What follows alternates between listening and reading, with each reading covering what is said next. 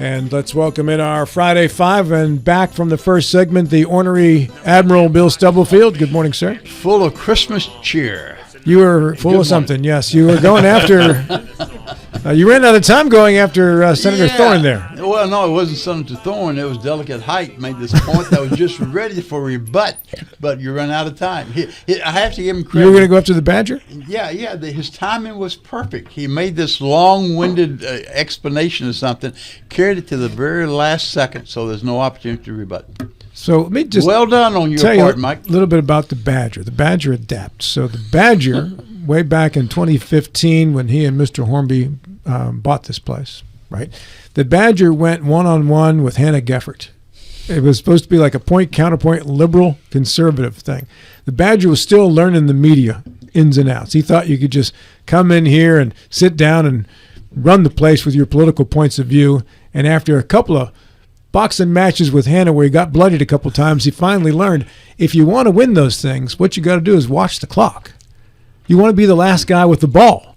So you take your point and you drag it out till you're out of time and have to go to the break, and that's how you make your point. And he learned his lesson well. Yes, he did. It was perfect. He's a savvy veteran. Yeah. Hannah taught me a lot. You know, even that she was going to lie quite a bit, and I had to counter lies, outright lies. That must be really troubling for a Republican to have that happen. Yeah, we get lied to a lot by Democrats. That is the voice of the Badger, Delegate Michael Hoyt. Welcome back, sir. Good morning. Great day. And a great mood he's in. Yes, in a great mood as well. Longest tenured member of our crew, Mr. Michael Carl. Good morning, sir. Good morning. Attorney at Law, Lawrence Schultz. Great to be here. Well, it's wonderful to have you. Yeah. You got any more of your brisket tickets left to sell? I think I still have 5. 5 to go. And you can also get them online. And I have 3. Yeah. 3. We got 5 more. How much do they cost a piece? $10 a piece, and it's a brisket dinner for 10 delivered to your house. And it benefits? Community Alternatives to Violence, a batterers intervention program in all 3 counties of the Eastern Panhandle. Very good. And how do you get those tickets if you want one of those 5, Larry? You could go to our Facebook page and get them online. Or you could simply call me at my office, 304-263-0900. Or you can get with me. I'm running a special on my tickets right now. 2 for 20, 3 for 30. But you win the prize every year. Now, I've won it one time, Bill. One time. It's been going on for close to 10. Yeah, absolutely. That's great. So via telephone, Joseph Joey Torts Ferretti, attorney at law as well. Good morning, everyone. Good morning. We heard you chuckle first before we heard your voice. Welcome to the show, sir. This is National Ugly Christmas Sweater Day. It's also National Emo Day. And the Titanic was released on this date in 1997, and is also the date of the end of the Apollo moon missions in 1972. All of those things on this fine December the 19th as we begin with our first. Oh, by the way, the other days include, this is National Hard Candy Day, and it is also Oatmeal Muffin Day, which would have come in handy for you guys yesterday at your breakfast there, Bill. Yeah, we needed something like that yesterday. We had a very benign breakfast, didn't we, Mike? Yeah, we did. Yeah, everybody was nice to each other. There's no, we needed Mike Height there to kind of stir it up. What kind of boring breakfast was that? Man, it was boring, yeah. Everybody was nice. Also, Benjamin Franklin was born on this day. Now, to issue number 1 with our leadoff hitter, Joe Ferretti. Torts, you're up. Well, in the Christmas spirit, let's talk about government intrusion. The authors of a Harvard Law Review piece, Louis Brandeis and Samuel Warren, they had an article about right to privacy. And they basically summed it up by saying that in this country you have a right to be let alone. And this article in the Harvard Law Review really was the basis for establishing privacy as a distinct government concept in American law going forward. Now, that article was written in 1890, and it was in response, Rob, to the technology advances of the day, which, if you think about it, included the growing use of photography and the proliferation of newspapers across the country. People in the United States were a little bit concerned about those two aspects of public life and how they would intrude on our privacy. So this article was written to say, look, we've got to have some parameters here. Well, the intensity and complexities of life, of course, have continued now that we have to deal with what's been called artificial intelligence. And part of that intelligence that is being gathered and the data that is being gathered and stored includes something that we're all familiar with, which is that those automatic license plate readers. If you've traveled the West Virginia Turnpike or you've been anywhere on the Pennsylvania Turnpike or points north, all points on the globe, you're running into these readers that if you don't have an Easy Pass or something like that, the machine will read your license plate and they'll send you a nice little bill for your toll in the mail. Now, these things are becoming ubiquitous. They're all over the place. And what's really happening, though, is I think cause for concern going forward. A company called Flock, Flock, it is a cloud computing and data storage company. They are starting to build a mass surveillance infrastructure. As most companies do in this country, they got a great idea, they start building it out, and they want to market it. So this company, in conjunction with these license plate readers, is now compiling all this data. In other words, your movements in your automobile, they're collecting that data. And with artificial intelligence now, they're permitting natural language searches to find out where you've been and when you were there. And this is happening all over the country, where as you travel around in your car, data is being collected about you. Now, as you might expect, as this company is building out this infrastructure, the cameras are getting better and better. It used to be that they just were programmed to read license plates. But right now, these cameras can read if you've got dents on your car or door dings. They can calculate how many people are in the car. They can record the bumper stickers that are on your car. If you have an NRA bumper sticker or a Right to Life bumper sticker, these cameras are going to record all that. They can tell you how much or what kind of clothing you're wearing.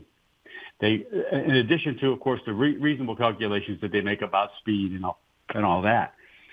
These cameras are being placed not just on toll roads now, but they are in parking lots, parking garages, public squares.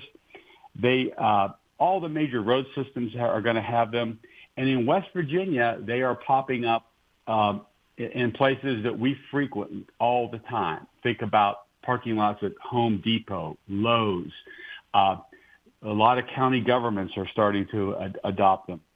So not only are these cameras able to get photographic evidence of you in your movements and what you have in your car and what your car looks like, make and model and all that, now video is available. So these cameras can pass you off from one to the other and record you as you move about in your community or in your state. So the concern is that, okay, public officials like the idea of having this by and large because it assists law enforcement, okay? If we're trying to track the bad guys, the drug dealers, the people who are transporting arms across state lines, okay, we've got a way to track these folks and perhaps allow law enforcement to do their job. But as is often the case with burgeoning technology, it is going to be subject to misuse. Now, you can argue this one side or the other, but ICE is already tapping into this network so that, and they're able to geofence this, so they'll track vehicles that show up daily at home construction sites, say a housing development, and they're looking for truck ladders on them. And that may give reasonable suspicion for ICE to pull those people over and say, show me your papers. In the state of Texas, there's surveys out there. Women believe they are being tracked today out of fear that they may be violating the criminal law in Texas and seeking abortion services across state lines. And there's already been one woman who was tracked, who did go across state lines to try to frequent a Planned Parenthood clinic. And the state of Texas right now is going to prosecute her because she may have been availing herself of abortion services, which is against the criminal law in Texas. We all know in the Eastern Panhandle about the Maryland gun laws, and we've been told forever, be careful about guns transporting through Maryland because they have very strict laws. If you've got an NRA sticker on the back of your truck, or you have a gun rack in the back window, you may be pulled over based upon the evidence and the data that's being collected by these cameras. And some states now are angling towards making gender dysphoria medical treatment illegal and criminal. And again, if somebody is accessing medical care in another state because their home state has made that a criminal offense, you can imagine the tracking information that will be used to perhaps prosecute those folks who are seeking that kind of medical treatment. So the risk of misuse is great. So my question this morning is, we've heard a lot of pronouncements about what the legislature is going to work on this coming legislative session. Should we include the legislature taking a close look at this technology, the use of it, the advantages of it for law enforcement versus the potential and risk for misuse by other agencies, even private companies who want to market their products to you? They may be tracking you. All of this is in the open and can be misused. So my question this morning is, where do you come down on this? Are you concerned that we should not curtail this activity because law enforcement activities are very important? Or are you concerned that the risk of misuse may take us down a path that we don't want to go down? Joe, clarification question here. Are most of these cameras installed by government entities or private entities? They are now being installed by private entities, too. The technology is being sold and adapted by private agencies.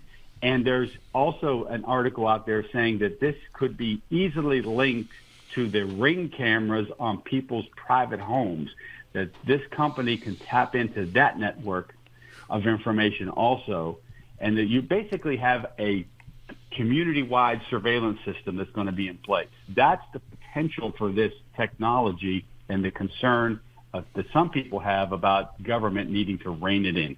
George Orwell was 41 years early with his predictions. Mike Height, you're the delegate in the room. Hit it.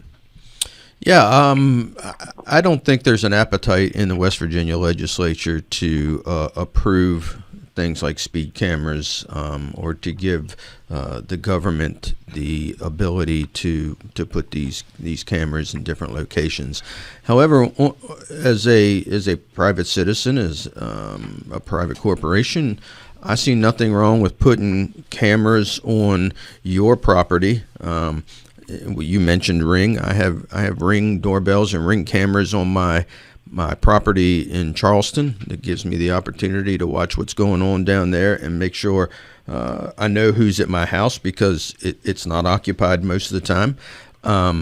So I don't have a problem with private entities, private individuals having these things. What I do have a problem with is when the government can access those without warrants, without my Fourth Amendment rights being violated. So I think there is a place for these items in society today. If you look at a lot of the high-profile shootings that have had, or killings that have happened here recently, the one in Hollywood, the one up at I think Brown University, cameras were used in all those instances to sort of track suspects and try to find them and where they were, and to get ahead on that. So I don't have a problem with government using that kind of technology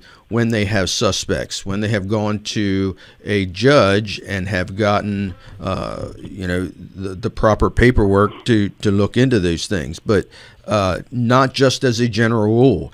I don't think that the state police should have cameras, or DOH should have cameras on highways, and I don't think the government should be tracking your whereabouts unless they have probable cause to do so. And I think that's where we get into the weeds and the sticky situations. So government, no. Private owners, I don't have a problem with. Mr. Carl. Well, first of all, privacy is not I mean, it inherently is not absolute, and is not an absolute right. In my area of law practice, tax law, the distinction between access to information and the disclosure, of private information is a huge issue, and but it's acknowledged that general privacy is not a right at all, and because of the way that tax laws work, the income tax particularly, the revelation of important private, otherwise private information to government officials but their restraint in the way they handle it is a big deal, and so it's a mixed bag, and privacy is not general and absolute. In general, though, would you not need a warrant to violate privacy? For instance, No. if you're investigating my tax records and you No. turn over your information, can't I say they're my private records? Show me a warrant. The tax agencies have absolute right to have the questions answered on the tax return honestly, and to investigate to confirm that they were honest. So I would have to turn over my information without a warrant? Yes. If I was being investigated? Yeah, well, the tax law, particularly the income tax law, but even sales tax, it absolutely entitles and authorizes government tax collectors to get the information. But they're subject to big penalties if they reveal them outside their agency. Mr. Stubblefield. Yeah, we've come a long way from what a state senator 10, 12 years or so ago told me. We'll never see speed cameras in West Virginia. What Joe's describing is a major step beyond speed cameras. A couple other things that's troubling me is this database never goes away. It is there forever and ever. The second thing is it's awful easy to tap in from the information, gather these automatic license plate readers to the information that you have at the tax office or anything else of the state. Now, it's going to require some state partnership, but it's only one step away. You can tap in with this information and merge the two databases so you have a complete picture of the individuals. What is unclear to me, and I think Mike Height made the point, it's restricting where it can be used. Can it be collected on federal highways? Can it be collected on 81? May not be collected on Highway 11, but could it be collected on 81? And if that's the case, that's all that information is being gathered a long way from the old speed cameras. HOAs are using them.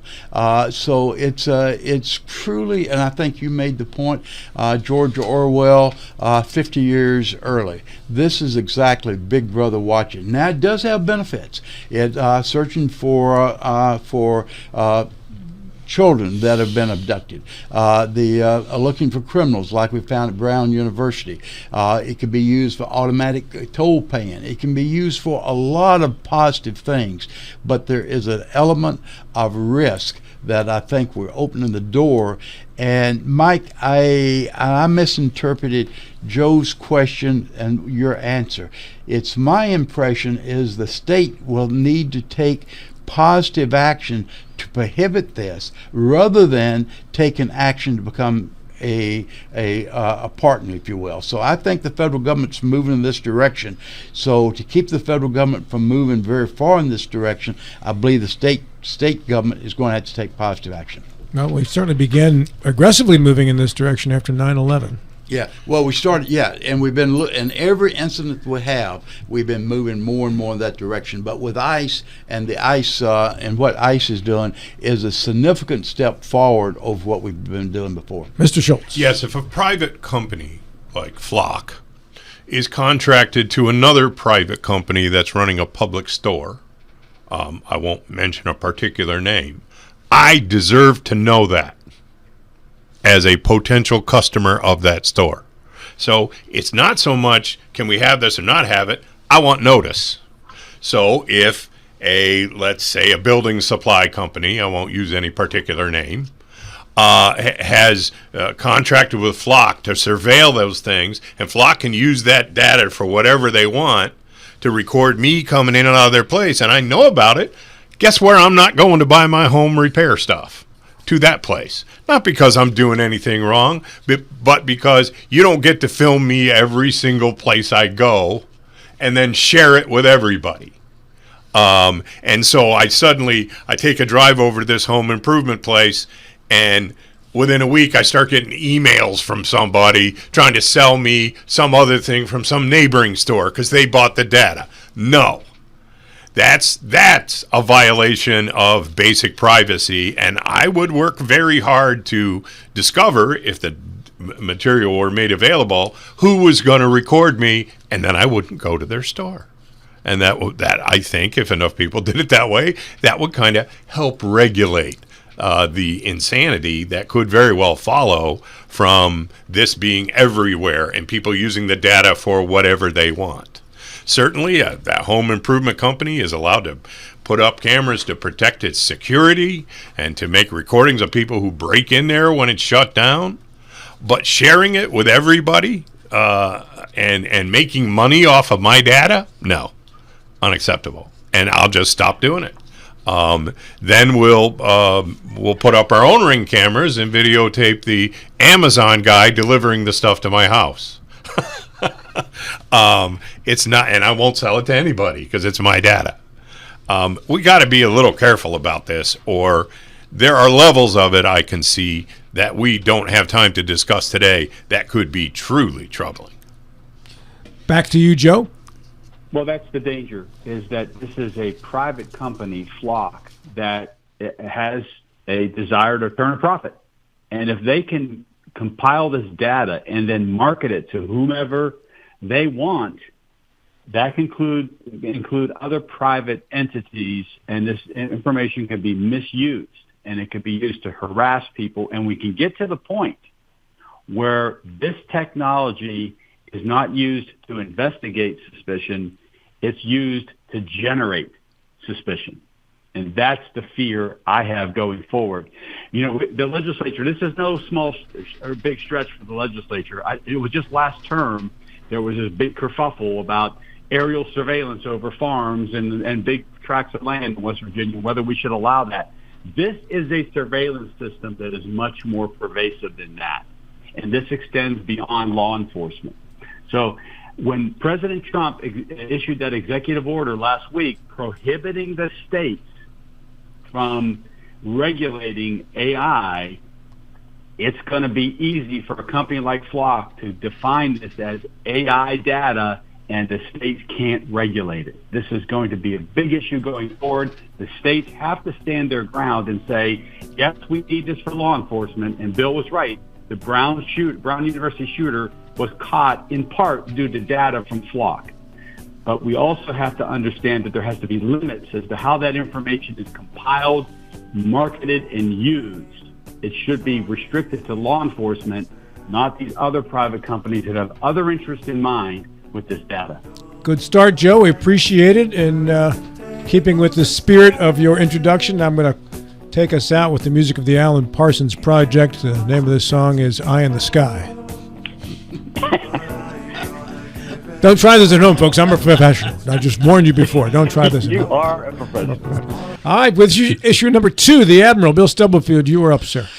It's very difficult always to follow Joe Ferretti. Today was especially good. Joe, I applaud you. I thought that was a wonderful discussion and something we have not really thought about. Mine's going to be more pedestrian, so I apologize up front.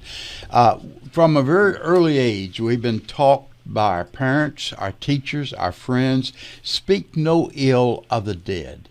And when Charlie Kirk was assassinated, there were some inappropriate comments made, and there was quick condemnation by political leaders on both sides of the aisle, as it should have been. Recently, with Rob Reiner's death, President Trump took it to a step I don't think he should have taken. He said that the death was due to the anger Rayner caused through his crippling disease of Trump derangement syndrome.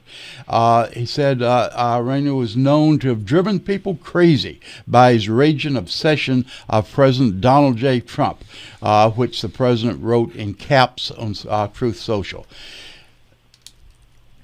We have unfortunately gotten to accept that from the president, statements like that. But what struck me was, unlike with Charlie Kirk, where there was condemnation on both sides of the aisle, there have been largely absence of condemnation, especially from the Republicans. Now, there have been exceptions. Tom Massey of Kentucky, Marjorie Taylor Greene, Mike Lawler from New York State, Stephanie Bryce of Oklahoma. These have spoken out. But who have not spoken out are our West Virginia congressional leaders. What has happened to John F. Kennedy profiles in courage, that you say and do what is the right thing, taking into account that it may have some short-term negative benefit or some negative cause and effect, but it's the right thing. We have drifted so far away from where we speak no ill of the dead, so that now, by not speaking out against it, we're in effect condoning these, what I consider to be very inappropriate comments. Bill, you asked what happened to the John F. Kennedy Profiles in Courage. The board voted to rename that the Trump John F. Kennedy Profiles in Courage. Boy, will that look different. And it was unanimous, with those that were going to vote against it had their phones on the mute button, and they could not vote. Our first up on this one is on the phone with Mr. Ferretti. Well, Bill, I find the comments from the president to be morally reprehensible. There's no way to dress that up in any other way, that it was inappropriate and certainly uncalled for. And his effort to make a tragic death of a Hollywood icon apparently and allegedly at the hands of his son, the worst tragedy imaginable for an individual family to deal with, to make it about himself, and to include in his tweet something about how well his administration is doing in all this is just beyond the pale. Now, as for your question about why no one will come forward and perhaps criticize this or try to right the ship, which is off course in this case, they're intimidated. They just flat out are intimidated. They don't want to be the subject of a mean tweet. They don't want to be the subject of the president's ire, so they just muffle themselves, and they probably bite their lower lip. I don't know Sherilyn Moore Capital all that well, but I've met her quite a few times, and I had chances to talk with her privately, and she seems like a wonderful human being. I'm sure that if you got her in a private moment, she would tell you that she's disgusted by this. But you're never going to hear her say that, because such is the state of politics in this country, which involves the present administration.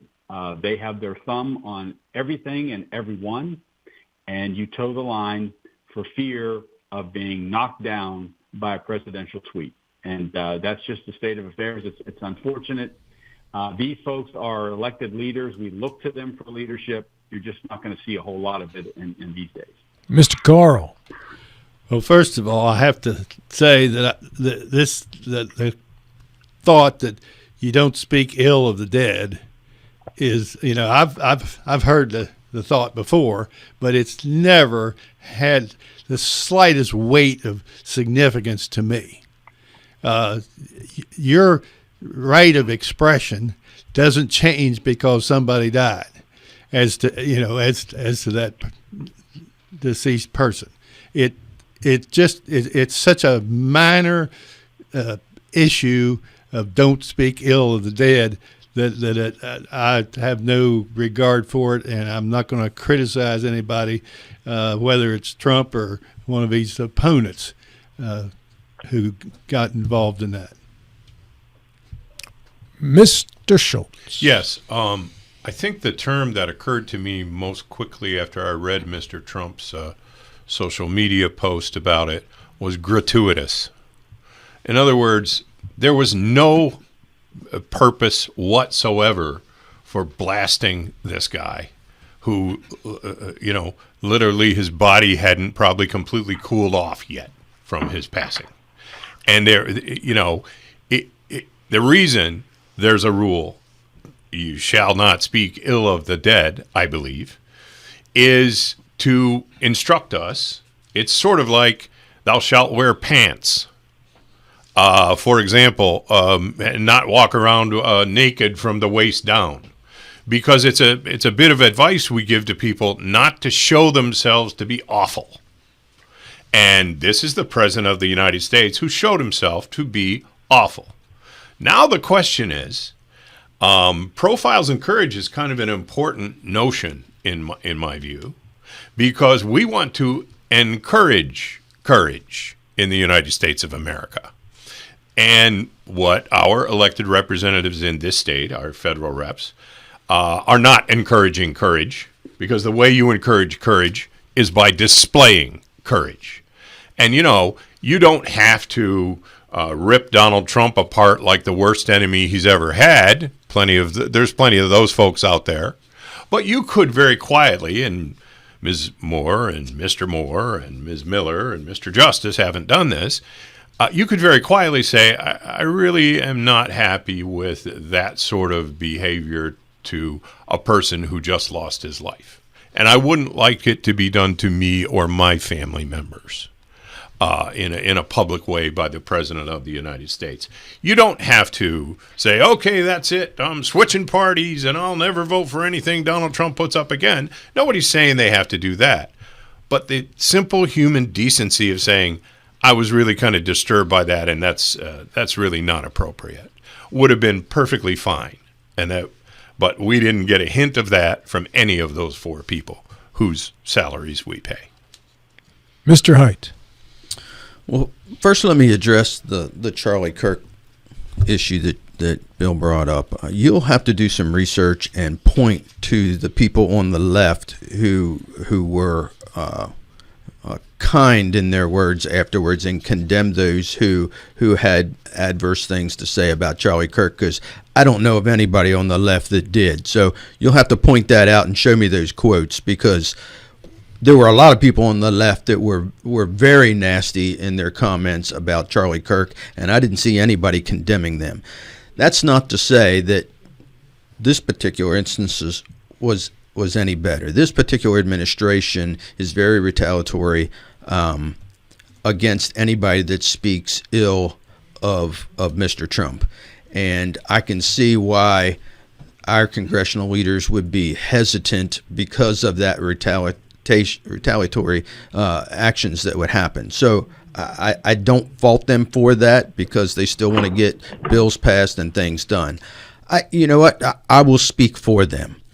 I found that comment reprehensible. And Mike, you're absolutely wrong. I don't know how you defend what the heck he said in that post, because it is indefensible, and I don't know why there are other conservatives out there that are trying to defend his actions. Mr. President, I like your policies. I like what you're doing as a president, but please, for the love of God, shut the hell up sometimes. Stay the hell off of Twitter, stay the hell off of Truth Social, and just shut your mouth sometimes, because you make yourself look like a buffoon, even though you're doing good things, in my opinion, for this country. So I'll speak on behalf of our congressional appointees. Mr. Stubblefield, back to you. Yeah, Larry used the term human decency, and I think that captures a lot of what we're saying. Mike, going back to your point, some folks that were speaking against the comments condemning Charlie Kirk or the murder. Governor Gavin Newsom was very upfront with it. Mondami, the New York mayor, was another one. And I'm also thinking there's others that are not coming to, they're not Googling up right now, but there's several that did condemn the remarks against Charlie Kirk. So, All right, on to issue number 3, Mr. Michael Haidt. including Rob Reiner, by the way. Rob Reiner, somebody just posted. Joe Ferretti posted that. Yeah, exactly. Yeah. All right. I want to talk a little bit about healthcare. The Justice Administration, when he was the governor of West Virginia, froze the PEIA premium increases for several years. And in my opinion, this caused a fiscal turmoil for both the PEIA fund and the employees themselves when a correction had to be made. Several years down the line, huge amounts of money had to be dumped into the PEIA fund to prop it up, and the premium increases had to get back to what they should have been all along. And instead of them going up incrementally in steps, the employees saw these huge premium increases all at one time, which it is just very difficult to overcome. I see a similar situation has arisen on the federal level, brought on by the COVID era ACA subsidies. And those subsidies were brought about in the COVID area strictly by the Democrat Congress at the time. No Republican voted for them. And they were to have a deadline. Even the Democrats, when they instituted these, said there's going to be a deadline. When the deadline came, they extended the deadline, even though they were supposed to be temporary. Now they want to extend it even further. And the Republicans who are in control now are saying, no, these were supposed to be temporary. We're not going to extend them any further. In both systems, it seemed like they are flawed in their system because of the subsidies and propping them up. And I see very close similarities. Now, PEI is better now because of recent difficult decisions we've had to make by throwing additional monies into it. Unfortunately, having to raise the premiums to the employees, but it is at least stable at this point. So my question to the panel is, why shouldn't we be doing the same thing to the ACA subsidies? Why would we continue to subsidize these to the levels we have when they were supposed to be temporary? Even the left said these are temporary. Why would we continue now that the COVID issue is over? Why wouldn't we go back to what they were during the Obama administration and early on in the Biden administration? Larry Schultz, you go first. Simply because the estimate is that 60 to 70,000 largely working West Virginians are not going to be able to afford this thing called health care coverage, and that has two effects. Number one, if they get a tremendous disease or some terrible life-threatening injury, they are not going to have any funds to pay the hospital bills. The second one follows from the first. The hospitals themselves will not be getting any funds from those folks who will declare bankruptcy on the medical bills. And so what you're going to see is a wavering, and I see it as a simple preview of what's going to happen when the one big beautiful bill hits and they crash Medicaid. It's going to be the same thing. The hospital systems, the doctors, the entire medical care system is going to take a giant financial hit.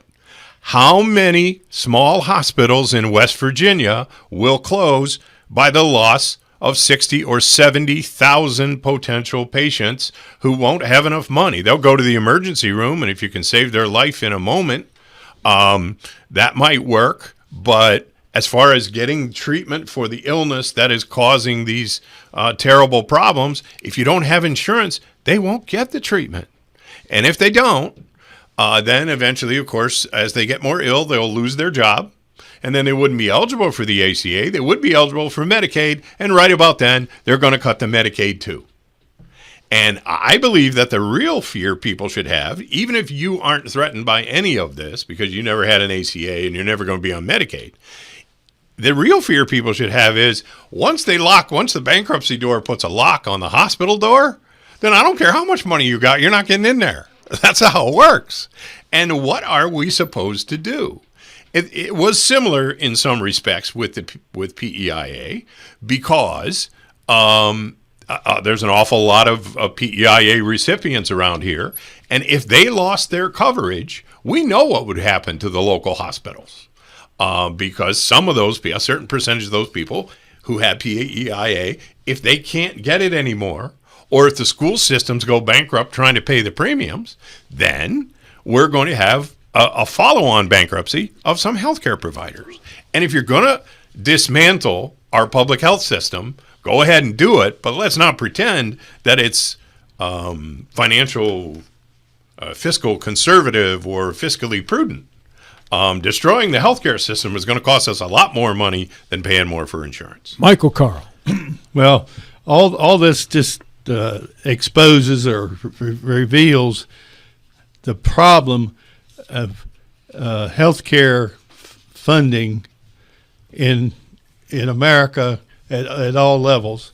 Certainly, the former governor, now Senator Justice's handling was just added to the problem. But the lack of free enterprise principles in managing and setting prices and in healthcare, unlike many other important services, is just that's why this is such a big problem. And I don't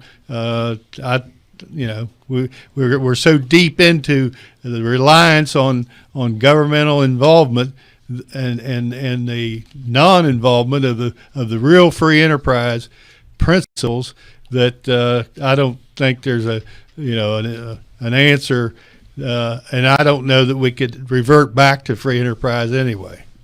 Mr. Ferretti.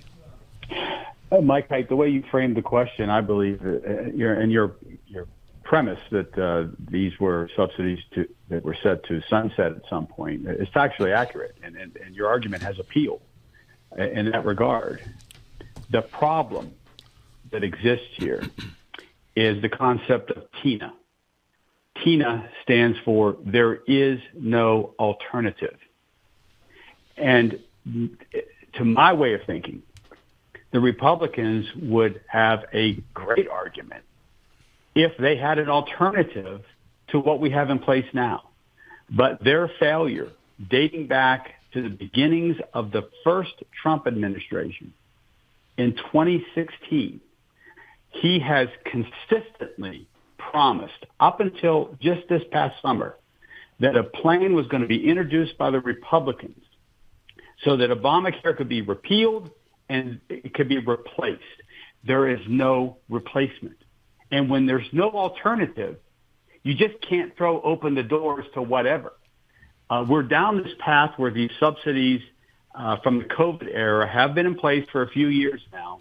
And yes, there's problems with the subsidies, not in the fact that they exist, but in how they're administered.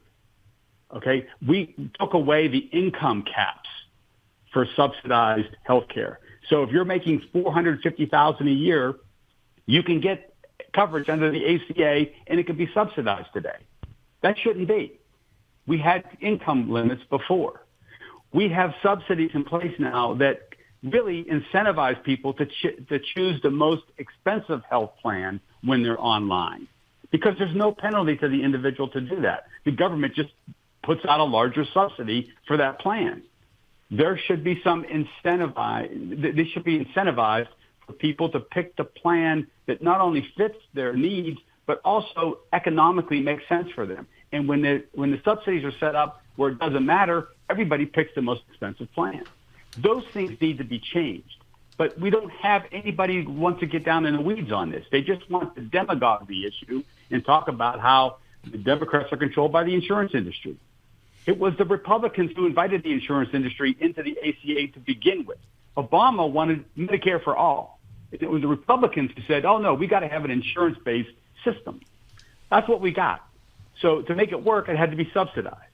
Now, these can be tweaked. These things can be dealt with by serious people. But when there's no alternative, there's really nothing else to consider. Ready, you go screwing stuff up with facts again. I hate it when you do that. Mr. Stubblefield. Yeah, and following Joe again is tough because Joe picked up some of my comments. Mike, I agree with you totally. There's an analogy or comparison between PEIA and ACA subsidies. In West Virginia, we've spent a lot of time looking at PEIA and spent a lot of talking about it. I'm not sure we've made fundamental changes. We've made some suggestions, but I'm not sure we've made fundamental changes. We continue to bail ourselves out and buy ourselves another couple of years by adding more money into the PEIA because we do not want to face the pain that's associated with making fundamental changes. Same thing with ACA subsidies. I think everybody says there needs to be fundamental change. The Democrats have put together a plan, and basically they saying, "Come on, Republicans! You've been saying you're going to do one. Do it." The Republicans have not. The Republicans have set back. They've been critical of it, but they have not introduced a plan. So you cannot do a fundamental change unless there is a plan put into place. So, Mike, the point's back to you folks to put together a plan to make something happen. 30 seconds to wrap it up, Michael Haidt. Yeah, I would just say that, when you look at the ACA and you look at PEIA, and whether it's subsidies or whether it's freezing the premiums, who's ultimately paying for that? It's the people. It's the people who are on Blue Cross Blue Shield and are paying the premium increases, or United Healthcare, and are paying every year for their premium increases, and yet we have to subsidize other people who are on these other plans who aren't getting the same premium increases that all the blue collar workers on Blue Cross Blue Shield are on. And on that note, we are out of time. Sorry, Gentlemen, no we have rebuttal. to get No to rebuttal. Haidt, where's that No clock rebuttal. again? Haidt knows what he's doing. We're back with issue number 4. Larry Schultz is on the clock next. We are back with shows on Monday and Tuesday of this upcoming week. This is the final Friday show of the year. We'll return with the show starting January 5. And as I said again, back Monday and Tuesday, but then starting Christmas Eve onward, we are on hiatus until January 5. So program note to pass along. Our Friday 5 has Joseph Joey Toots Ferretti via telephone. Joe, welcome back. Thank you. Glad to be back. Thank you. The Badger, Michael Haidt, who has just unfortunately ran out of time to say something nice about the Admiral before we left. Yeah. Thanks. Good to be back. Time's up. Michael Carl, longest tenured member of our crew. Welcome back, sir. Good to still be here. Thank you. Hi, atop that bridge, the Admiral Bill Stubblefield. And the Sorry, time's up. Time's up. And that's exactly what the Badger said. Said if I had another 15 seconds, I would have agreed with you, Bill, on air. No, I don't remember saying that. It's been a tough day for the Admiral It today. has been, yeah. And Bail me out, Larry Schultz. issue number 4, attorney at law Larry Schultz. Yes, Donald Trump said Wednesday night in his public address on television that he would reduce prescription drug prices by 400, 500, or 600% during his presidency. Professional educators to whom I've spoken indicate that we would expect a 6th or 7th grader to understand that such reductions would result in a negative price. So you go to pick up your meds and they give you a check along with it. Does the current president really not have the same understanding of basic math as a smart 6th grader? Or does he believe that his voters are ignorant of that same basic math?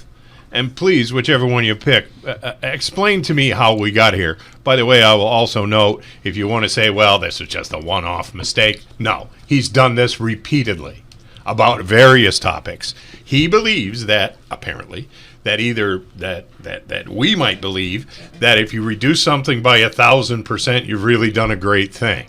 Well, I never got any 1,000% reductions. I mean, after all, if they reduce the price of gasoline by 1,000%, all of us would quit our jobs, buy the highest gas-consuming vehicles we could, and drive around all the time. Because every time we went to the gas station, we'd get filled up and get a check. This makes no sense, and I would like someone to explain to me whether it's him or whether he thinks it's us. There's a much broader question here that needs to be answered. I think Larry is getting at. Mr. Haidt, you can go tackle this one first. So, first of all, I think Mr. Trump thought that, if pricing can go up by 500-600%, they can go down by 500 or 600%, and that's simple math. And I would venture to say that a majority of Americans whose education system has plummeted over the years probably bought into that and thought it was possible. And if Except for the prices is, I'll bet you 80% of sixth graders probably don't know that. Our education I hope system you're wrong, in this man. country is in the toilet and needs to be improved. And I think that was all just messaging. Does he believe if they go up by 500 or 600%, they can go down by 500 or 600%?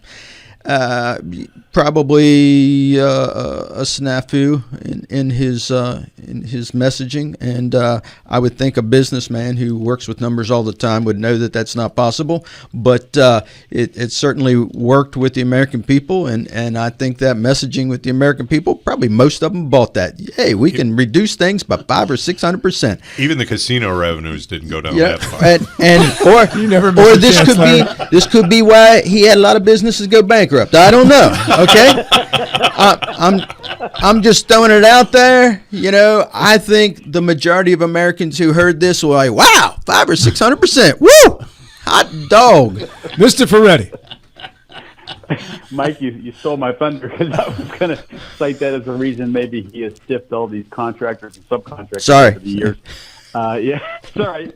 It's in the same vein. I think you're correct. The alarming thing about this, Larry, was that, first of all, understand that for the president to request prime time on the networks is a big thing.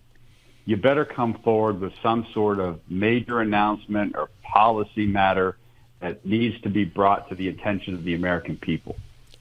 They interrupted the 3-hour prime time final show of Survivor, which apparently for a lot of people was a big deal. But they interrupted that to bring him on there, and all he did was cheerlead his administration and all the accomplishments they have, and looking at America in the eye and saying, everything is great, what are you guys complaining about? So in that sense, it was a total fail. But what really concerns me was he was only given 15 to 20 minutes of prime time. His speech was loaded into a teleprompter. He was reading from a teleprompter the entire time to give this talk.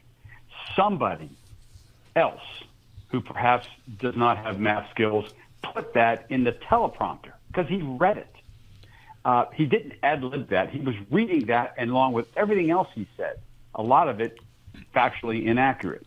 So my concern is not so much with the president, because as we have said ad nauseum on this show, he is who he is, and you got to accept that. But for other people to load that information up on a teleprompter for the president to read in prime time to the American people, to me, is an unforgivable sin. And that's what's alarming to me about the whole thing. Mr. Stubblefield. Yeah, thanks again, Joe, for stealing my thunder. To me, the biggest question is the type of people that the president hires around him. Because you're right, this was not an off-the-cuff speech. It was a prepared, scripted speech, and somebody had to put it together. You would have expected someone to have made this recognized as a problem. Going back to the speech, historically, when they've interrupted for a nationwide speech, they've been three different things: a national crisis and how it's been addressed, announcing a new initiative, matters affecting war or peace. What was this? This was a highly defensive partisan speech. So I think it fell short on a couple of areas, but one of which it pushes back at the people that he's hired around him that do not know sixth grade math, as Larry would say. Mr. Carl. Well, I mostly agree with what Admiral Stubblefield just said. That's a switch. Yeah. Well, There's a caveat coming. it's just it is technically completely wrong. You can't do those 100% reductions. It just makes no sense. But it just reflects Trump's gassing about all kinds of issues. I mean, it's just the way he expresses himself. I agree that you would hope that his people that prepare his remarks would avoid that approach, but it's just classic with Trump's subjective selling rhetoric that he uses.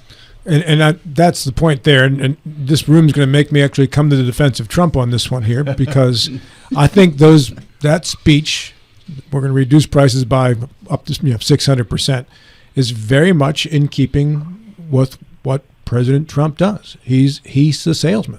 It is. I remember 30 years ago coming across this book for marketing. It said, whatever you do, whatever you're selling, you make sure that you get the message across that this is the first time it's ever been done.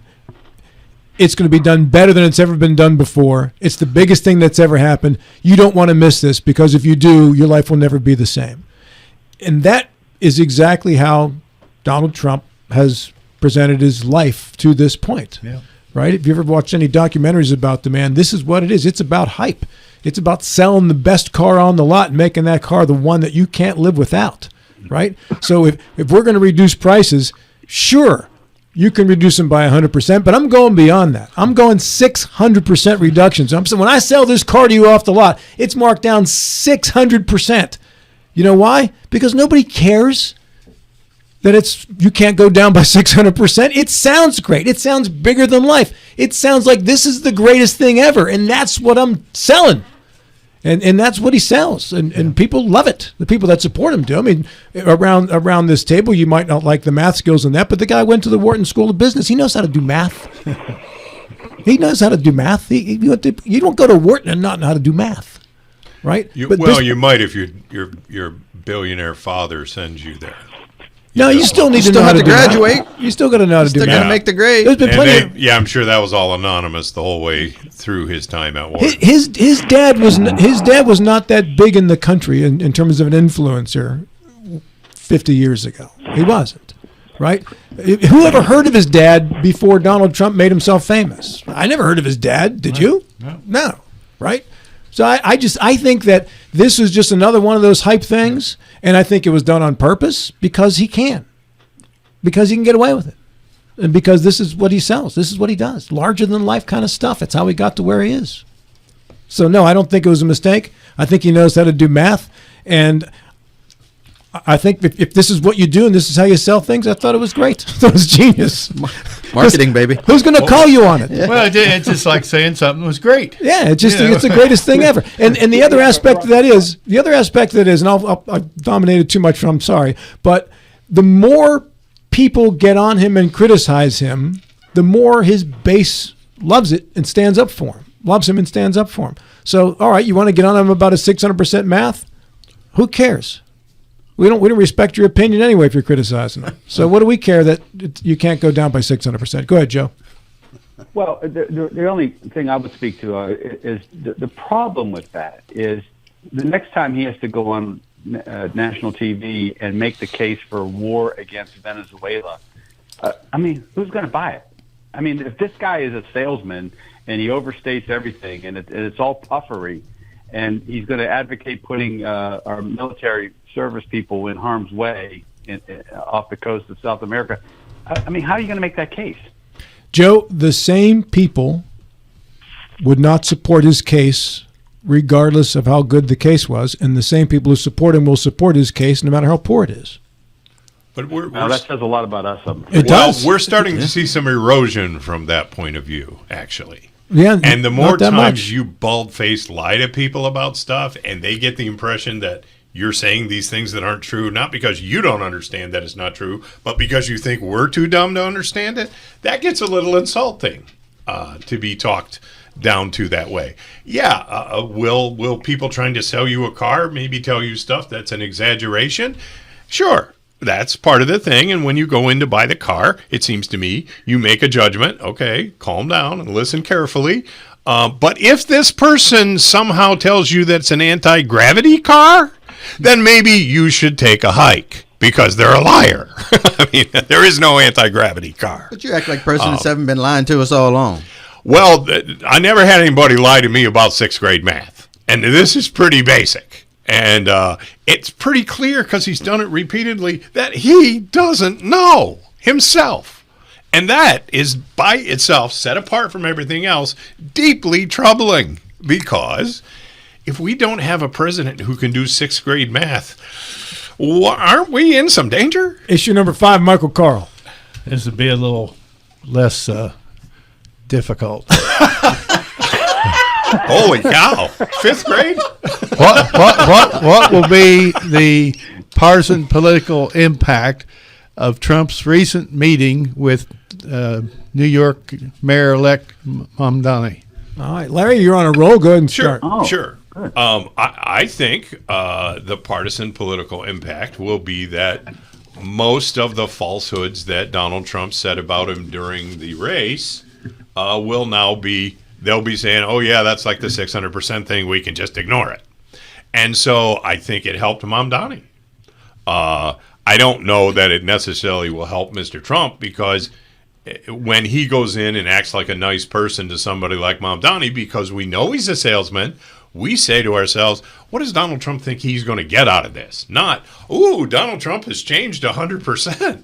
We say, what's he think he's going to get out of this? That's the question. Yeah. And I don't know what he thinks. I've kind of given up. You know, the sixth grade math thing just kind of left me alone to not spend too much time thinking about what his ideas might mean. But I think Mamdani did a great job. And I don't think there's going to be any deep partisan political problem. I don't think Donald Trump's ever going to get elected mayor of New York. But, yeah, he sort of reverse field on that whole question once Mamdani won. Bill? Yeah, I think in the very short term, if anyone benefited, it was Mamdani, and anyone lost, it was the MAGA community because they had real heartburn about this meeting between Mamdani and Trump. However, I think in the long term, it's going to be inconsequential. It's going to be if Mamdani actually follows through on some of his more progressive socialistic instincts, or if he moves back to the pragmatic side. If that's the case, if he follows through on the progressive instincts, then it could benefit, I think, Trump. But in the near term, I don't think it does. I think it benefits Mamdani and his community. Badger? Yeah, I guess it's all perception because I think a lot of people on the right looked at it as Mamdani coming and genuflecting and kissing the ring. I don't think it was beneficial for Mamdani at all to go and meet with Trump and look like they're getting along. They're diabolically opposed in their political views and how they believe government should handle certain situations. So are they really? Because we see in the populist philosophy, there's a socialist element. Well, sure. I mean, you a populist socialist which is what Mamdani got elected and also as. There's a lot of Trump. But a democratic socialist, and there's a populist conservative movement. Mm-hmm. So in that regard, they may be similar, but their policies, I think, are opposing. I don't think that Mamdani is a free market guy at all. As a democratic socialist, I think he leans more towards government controlling what's going on, and he talk about the free buses and free this and free that. Well, there's nothing free. Somebody's got to pay for all that, Bill, and most of the big name money people are moving out of New York, so you're losing a lot of that revenue. So how are they going to pay for all this free stuff? But isn't Trump doing the same thing with his propping up some of the AI companies? And No, literally picking winners and losers.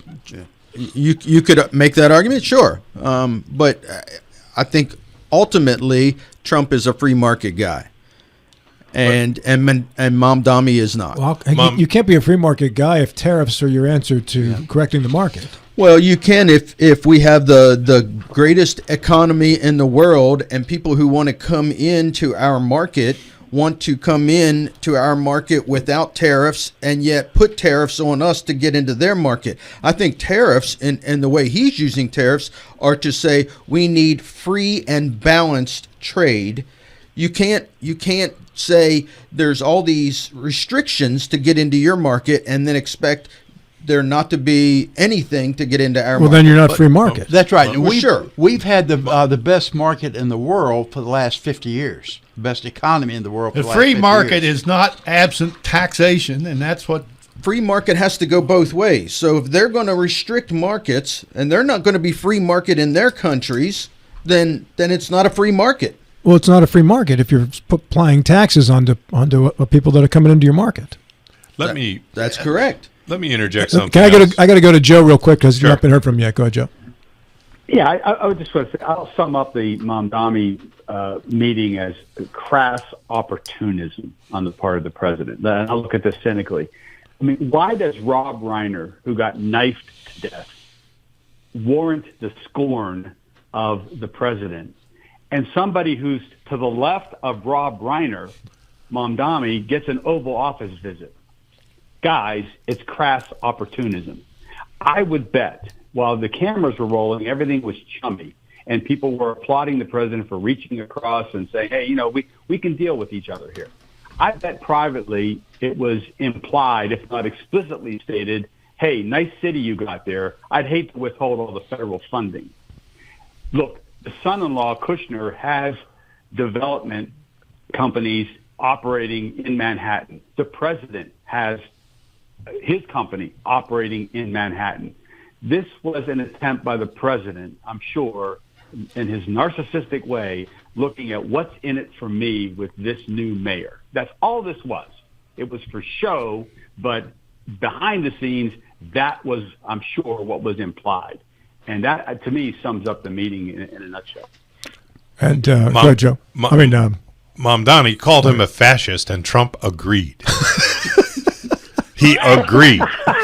So come on. But he said you're the best fascist ever, and Trump was impressed by that. When you're going to throw compliments at him, he's going to accept them. By the way, one of our listeners said, I think you meant diametrically opposed, not diabolically opposed. Well, I don't know. Actually not. Mike, comes back to you for the final thought. I think the meeting just softened the tension that existed between the two politically, and I think it'll favor further developments and maybe some real adversary actions by either one against the other. It just makes people feel like they're open and professional in dealing with other leaders. I think Trump by nature is attracted to charismatic people who make a big splash, and Mamdani's one of those people, so I can see very easily how the two of them would come out all smiles. I think that's the kind of personality he's attracted to. Bigger, larger than life, with lots of charisma, right? Yeah. All right, hey, final thoughts before we do the final Friday final thoughts until 2026. You get 8 seconds apiece. Coming back after these. Final thoughts. We start on the phone with Joe Ferretti. Torts, go. Robin, this holiday season, I hope everybody's able to make long-lasting family memories. Mr. Schultz. Yeah, the temps are going down by 600% today, so dress warm. Mr. Stubblefield. Wishing everybody a most Merry Christmas and happy, productive, enjoyable New Year. Mr. Carl. The Commanders finished the season with a game on Christmas Day against the Cowboys. Anyway, happy birthday to my beautiful wife who just turned 39 today. And the heck with those Commanders. And I hope Santa Claus was not listening, Mike. Hey, Dave Ramsey show is coming up next. Gentlemen, thank you, Colin, as well. We are back with the next Friday show in the first week of January. This is Talk Radio WNR Martinsburg. We'll talk to you again in 70 short hours.